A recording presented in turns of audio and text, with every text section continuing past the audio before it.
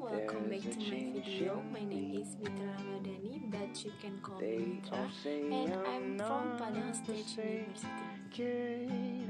So, in this occasion, I would like to tell about Stola. Stola is a long loose tunic or robe, and with or without sleeve, worn by women of ancient Rome. This Stola was the basic garment worn by women during the years of the Byzantine Empire. Stola typically made of linen or light wool. The stola also could be made of silk, and the fabric printed by the weaving.